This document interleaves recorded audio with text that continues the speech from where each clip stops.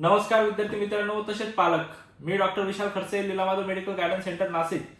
विद्यार्थी मित्रांनो, तुम्ही जर आपला हा व्हिडिओ फर्स्ट टाइम किंवा पहिल्यांदा जर बघत असाल तर चॅनलला नक्की सबस्क्राईब करून ठेवा, जेणेकरून जी काही महत्त्वपूर्ण अपडेट असेल ही तुमच्यापर्यंत पोहोचेल. ओके. आणि आतापर्यंत जर तुम्ही चॅनलला सबस्क्राईब केलं नसेल तर चॅनलला सबस्क्राईब करून ठेवा, जेणेकरून आपण युट्यूब चॅनलवर जे काही इन्फॉर्मेशन महत्त्वाची टाकू ती तुमच्यापर्यंत इझिली पोहोचेल. ओके. जास्त वेळ न व्यर्थ घालता आपण आज महत्त्वाच्या मुद्द्यावर बोलणार आहोत की मॅक्झिमम विद्यार्थ्यांची मला कॉल आले किंवा आमच्या इथून जरी कॉलिंग काही विद्यार्थ्यांना जाते तर काउन्सिलिंग म्हणजे काय आणि काउन्सिलिंग खरंच जॉईन करायला पाहिजे का, काउन्सिलिंग जॉईन करण्यामागे काय फायदे आहेत आणि खरंच गरजेची आहे का, महत्त्वाचा मुद्दा काय की गरजेची आहे का, तर यावर मी तुम्हाला डिटेल एक्सप्लेन करणार आहे. बरोबर आहे. लक्षात ठेवा, काउन्सिलिंग म्हणजे जे काय आहे तुम्हाला गायडन्स करणं आणि मार्गदर्शन करणं एवढंच नव्हे तर तुमचं सुरुवातीपासून तुमचं ऍडमिशन होण्यापर्यंत जी काही प्रोसिजर आहे ती सर्व टोटल जो करेल त्याला आपण एक काउन्सिलिंग म्हणून सर्व ऍडमिशन प्रोसेस म्हणायला हरकत नाही. बरोबर आहे. आता मॅक्झिमम विद्यार्थी पॅरेंट्स येतात. आता अदर मार्केटमध्ये आता बरेच ठिकाणी कन्सल्टन्स असतील किंवा काउन्सिलिंग वाले जर असतील, आता एक यावर्षी असेल 2025-26 ला असतील बरेच काउन्सिलिंग जे आहेत हे नवीन काउन्सिलिंग सेंटर ओपन झालेले आहे असं विद्यार्थ्यांचं आणि पॅरेंट्सचं म्हणणं आहे की आम्ही सर इथे गेलेलो होतो, यांनी असं सांगितलं आहे, पण यांनी तर वेगळं सांगितलं आणि तुम्ही वेगळं कसं सांगता, म्हणजे काय आहे. तर याच्यामध्ये आपण विद्यार्थ्यांना एवढं डिटेल एक्सप्लेन करतो की माझ्याकडे जेही विद्यार्थी येतो तर त्यांना आपण एवढं एक्सप्लेन करून सांगतो की जो काही स्कोर असेल, मागच्या वर्षीचा रँक असेल किंवा मागच्या वर्षीचा स्कोर असेल, एसएमएल बघून सीट मिळेल का नाही हे तुम्हाला डायरेक्ट एक्झिट आपण विद्यार्थ्यांना कन्फर्म सांगतो. पण आता बाकी ठिकाणी जर विद्यार्थ्यांचं म्हणणं आम्ही गेलो सर आम्हाला 212 आहे 213 आहे तरी बीएमएस स्टेट कोट्यातून मिळेल असं सांगितलेलं आहे, किंवा आम्हाला आता 550 स्कोर आहे, जरी आम्हाला गव्हर्नमेंट एमबीबीएस तुम्ही सांगितलं की मिळेल पण काही लोकांनी सांगितलं मिळणार नाही, मग असं काय. हे बघा, प्रत्येकाची जी काय आहे ती नॉलेजिबिलिटी वेगवेगळी आहे, प्रत्येकाचा या क्षेत्रातला अभ्यास हा वेगवेगळा आहे. आमच्या जे काही प्रॉपर गोष्टी आहेत त्या प्रॉपर आम्ही विद्यार्थ्यांना आणि पॅरेंट्सला सांगतो, कुठल्याही पद्धतीची चूक वगैरे करत नाही. आणि आमचं प्रोफेशनल लेवलला हे काउन्सिलिंग आहे. तुमच्याकडून डॉक्युमेंट घ्यायचे, कॉलेजला पेमेंट द्यायचं आणि ऍडमिशन करायचं हा आमचा हेतू नसतो. तुमचं ऍडमिशन प्रोफेशनल लेवलला काउन्सिलिंग मधूनच कसं होईल, तुम्हाला कॅटेगरी बेनिफिट कसं मिळेल यावर आमचं खूप जास्तपणे लक्ष असतं आणि विद्यार्थ्याकडे सेपरेट मी स्वतः लक्ष देत असतो. ओके. याच्यामध्ये तुमचं कॅटेगरी बेनिफिट पासून असेल तर तुमचं मेरिट पासून असेल, टोटल प्रोसेस आम्ही करतो. आता आमची सर्व्हिस घेण्यामागील फायदे काय आहेत, बरोबर आहे. आता आमची काउन्सिलिंग घेण्यामागील काय फायदे 2 मिनिटात आपण एक्सप्लेन करू. बरोबर. हे बघा, विद्यार्थी पॅरेंट जेव्हा काउन्सिलिंगला येतो तेव्हा डॉक्युमेंट वगैरे घेऊन येतो किंवा डॉक्युमेंट वगैरे घेऊन येत नाही. जेव्हा विद्यार्थी आणि पॅरेंट्स आल्यानंतर ते जेव्हा सॅटिस्फाय होतात तेव्हा काउन्सिलिंग जॉईन करतात. पण त्यांचा सुद्धा प्रश्न असतो की सर काउन्सिलिंग मध्ये काय आमचे फायदे आहेत आणि तुम्ही काय सर्व्हिस देणार आहेत. बरोबर आहे. तुमचं सीईटी सेलचं रजिस्ट्रेशन पासून तर तुमचं ऍडमिशनच्या डे पर्यंत सगळी प्रोसेस आम्ही करतो. ओके.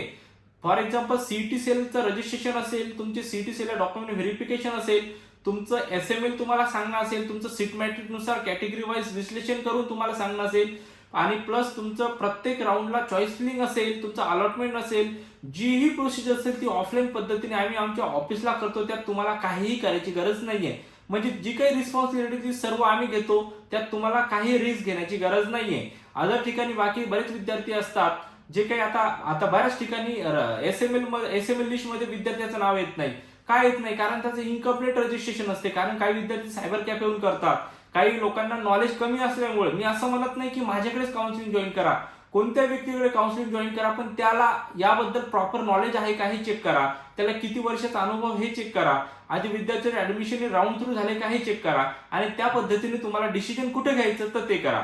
तर आमचं काम जे आहे ते प्रोफेशनल लेवलला आहे. आम्ही मेरिट थ्रू ऍडमिशन कसं होईल यावर जास्त लक्ष दिलं जातं, आणि डायरेक्ट वगैरे हे ऍडमिशन करणं हे आम्ही सर्व गोष्टी ह्या टाळत असतो. जिथं ऍडमिशन होतात, जिथं मेरिट वाईज होतात, जिथं कोणत्या पद्धतीने डायरेक्ट असतील का असेल त्या पद्धतीने विद्यार्थ्यांना एक्सप्लेन करून विद्यार्थी जर ऍग्री असेल तरच आम्ही काउन्सिलिंगला हे ऍड करत असतो. आणि विद्यार्थ्यांना वेळोवेळी मार्गदर्शन असेल, पेड मेंबरच्या ग्रुपमध्ये ऍड करून तुमची प्रोसिजर करून जी काही बेसिक डिटेल असेल तर त्या ग्रुपवर टाकली जाते. पेड मेंबरच्या वेगळी आणि फ्रीच्या वेगळी. ओके.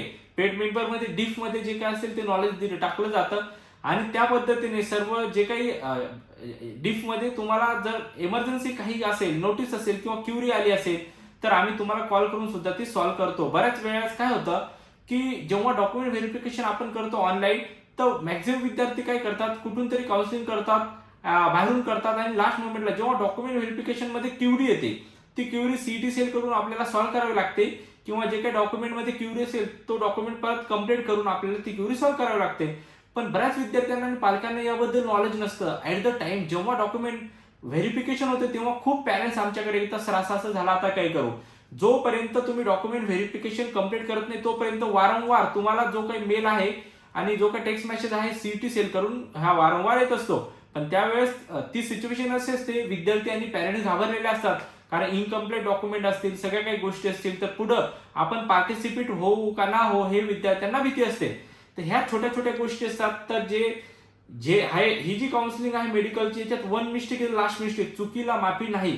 त्याबद्दल आम्ही स्टार्ट टू सर्व प्रोसिजर आम्ही करतो. जर खरंच तुम्हाला आमच्या काउन्सिलिंगमध्ये जर पार्टिसिपेट व्हायचं असेल तर तुम्ही नक्की एक वेळेस ऑफिसला व्हिजिट करा, किंवा जर नाशिकच्या बाहेर असाल किंवा आउट ऑफ असाल तर डिस्क्रिप्शन मध्ये सर्व डिटेल्स आहे, नंबर सुद्धा आहेत, तुम्ही स्टाफला कॉल करा, सर्व इन्फॉर्मेशन घ्या. जर तुम्हाला व्यवस्थित सॅटिस्फिकेशन वाटलं तर तुम्ही काउन्सिलिंग सुद्धा जॉईन करू शकता.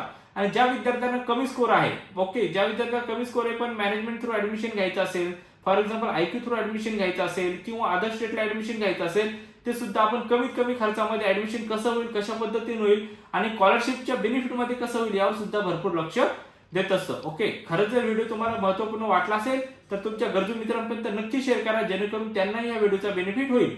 आणि आतापर्यंत जर तुम्ही चॅनलला सबस्क्राईब केलं नसेल तर चॅनलला सबस्क्राईब करून ठेवा, म्हणजे जी काही महत्त्वपूर्ण अपडेट असेल ती आपण ग्रुपवर टाकू. ओके, भेटूया आपण नेक्स्ट व्हिडिओमध्ये. थँक्यू, धन्यवाद.